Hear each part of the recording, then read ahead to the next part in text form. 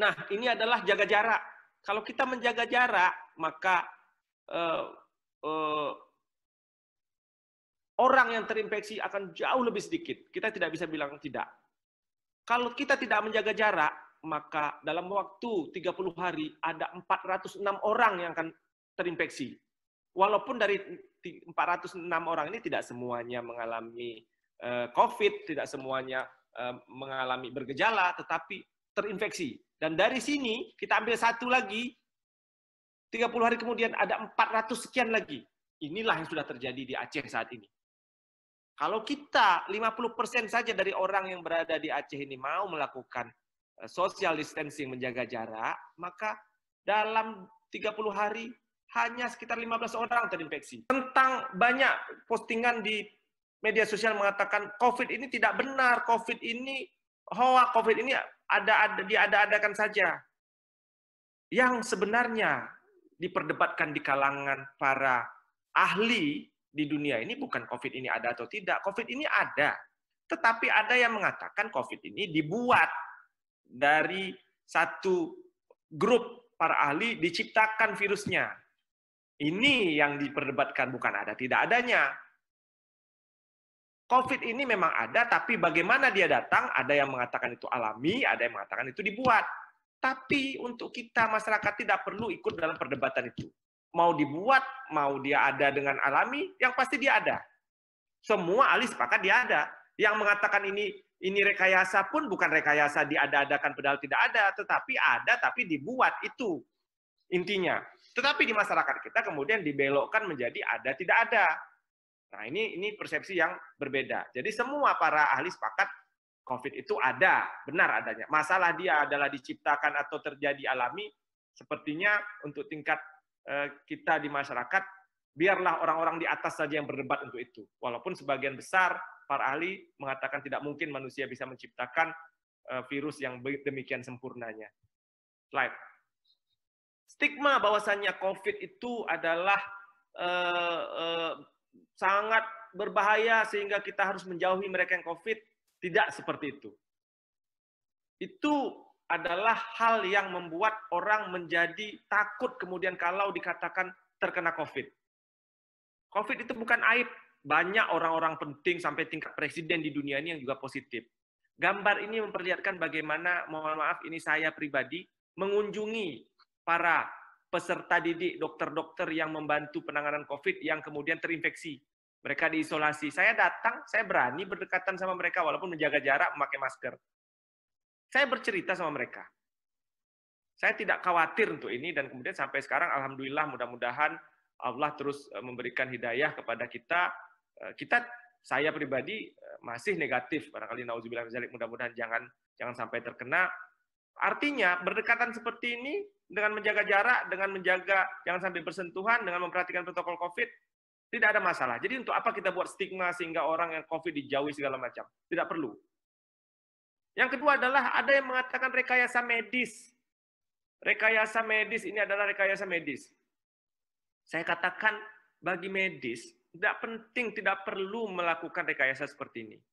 Mohon maaf kalau kita katakan hari ini dokter diminta untuk mengurangi waktu prakteknya. Padahal waktu praktek itu adalah, mohon maaf, secara ekonomi bagi dokter mendapatkan pendapatan yang lumayan dari praktek sorenya. Tapi kita minta mengurangi karena takut dokter juga terinfeksi.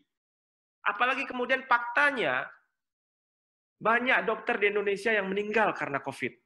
Bahkan di antara mereka yang saya kenal sangat dekat, tidak ada sakit-sakit lain, tidak ada gejala-gejala seperti kencing manis, darah tinggi, sehat-sehat saja. Bahkan lebih muda dari saya, meninggal.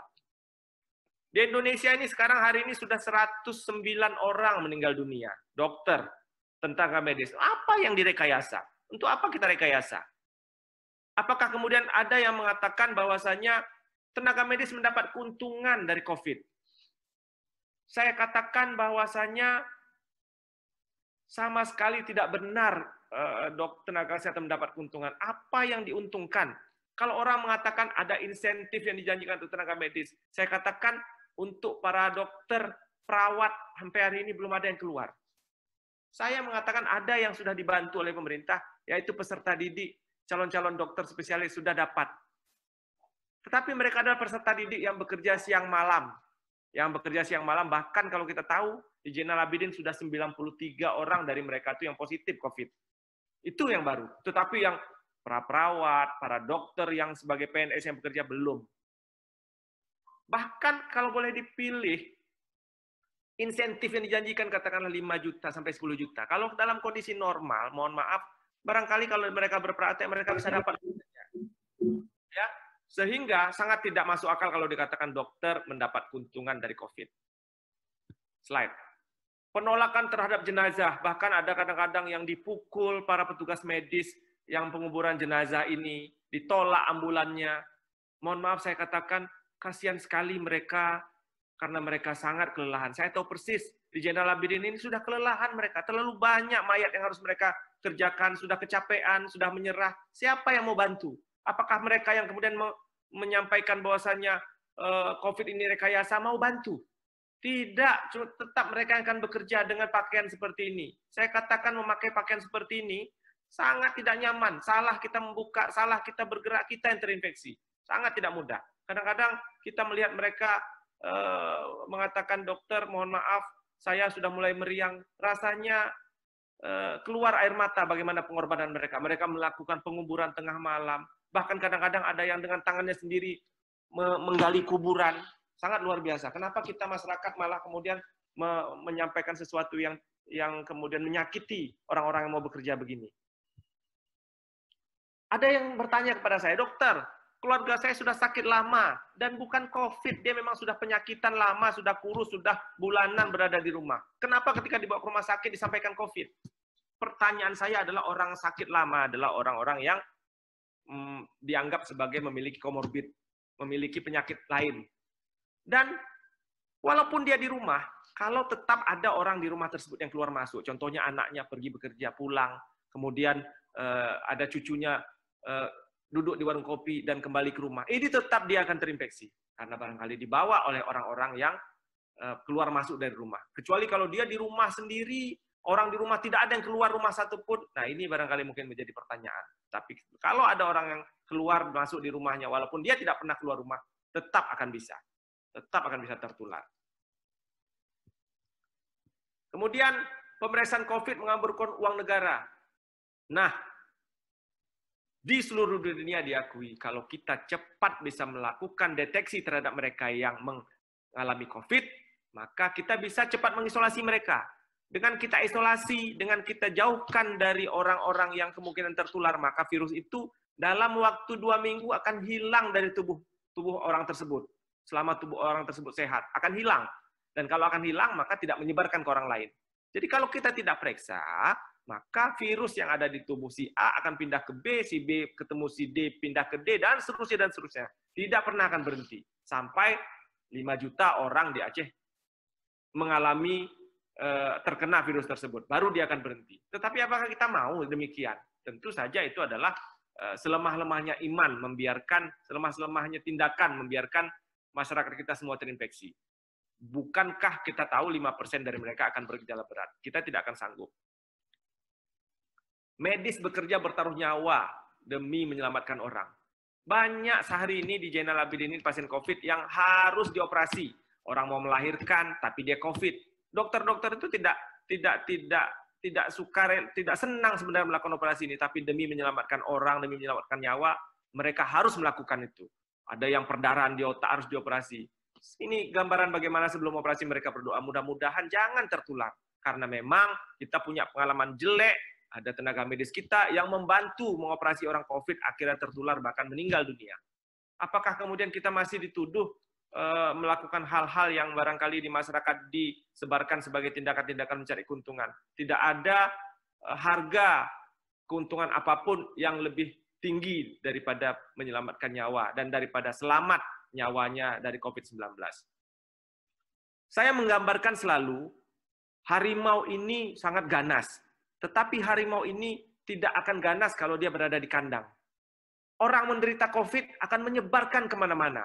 Tetapi orang yang menderita COVID akan tidak mungkin menyebarkan kemana-mana kalau dia diisolasi. Hari ini problemnya adalah ketika kita tidak tahu siapa yang menderita COVID, siapa yang jadi harimau, maka dia akan bisa memangsa orang-orang di sekitarnya. Tapi kalau kita tahu ini adalah penderita COVID, dia kita masukkan ke isolasi, maka yang lainnya akan aman. Itulah kenapa kita wajib melakukan tes. Kita harus mengetahui ini harimau, ini harimau, ini harimau, kita kandangkan. Itulah perumpamaannya. Ada yang mengatakan pemeriksaan swab jangan mau, nanti disemprot. Kalau kita melakukan swab, disemprot kuman.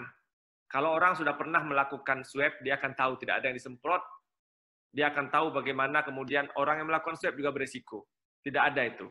Kenyataannya, kalau kita semua orang yang disemprot, orang yang diswab dilakukan semprot, kasus kita pasti lebih banyak. Tetapi tetap ada yang negatif pada setiap pemeriksaan. Ada yang mengatakan hasil lab berubah-ubah. Hasil lab yang resmi adalah yang dikeluarkan dengan COP seperti ini. Kalau kita mendengar dari mulut ke mulut dia positif segala macam, besok keluar hasil lab seperti ini mengatakan negatif, bukan berubah. Memang hasil laboratorium yang resmi adalah ini. Jadi kadang-kadang jangan percaya kepada informasi-informasi yang tidak ada kebenarannya. Ini tidaklah disebarkan untuk masyarakat umum, tapi diberikan ke Dinas Kesehatan dan dilaporkan ke pusat. Jadi jangan terlalu percaya isu-isu yang disebarkan melalui medsos. Nah, pandemi kalau semakin luas akan semakin sulit ditangani. Sama seperti api, saat kecil gampang kita matikan, tapi ketika besar susah kita obati. Apa yang harus kita lakukan? Mari berkontribusi memutuskan rantai penyebaran COVID. Caranya, pahami COVID, lihat berita COVID di situs-situs resmi, jangan terlalu percaya dengan informasi yang masuk begitu saja ke media sosial kita. Lakukan protokol COVID, dan kemudian banyak berdoa, serta meminta kepada Allah agar pandemi ini segera berlalu. Untuk Aceh, kita harus banyak melakukan tes, kita harus banyak melakukan tracing. Tracing ini artinya, kalau ada saudara kita yang positif, kemudian kita dekat sama saudara kita, mari kita laporkan, saya juga dekat, supaya kemudian bisa lakukan tes lagi. Dan kalau kita sakit, mari kita treatment, baik di isolasi mandiri maupun isolasi di rumah sakit.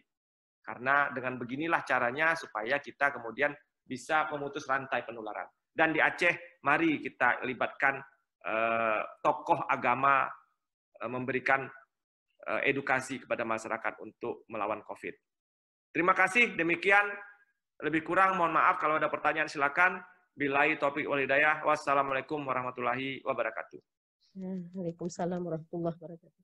Baik, demikianlah edukasi kita pada hari ini. Terima kasih kepada Dr. Safrizar Rahman, SPOT. Terima kasih kepada Bapak Ibu yang telah meluangkan waktu mendengarkan edukasi kami. Semoga bermanfaat untuk kita semua. Saya akhiri dengan wabillahi taufiq wal hidayah. Assalamualaikum warahmatullahi wabarakatuh.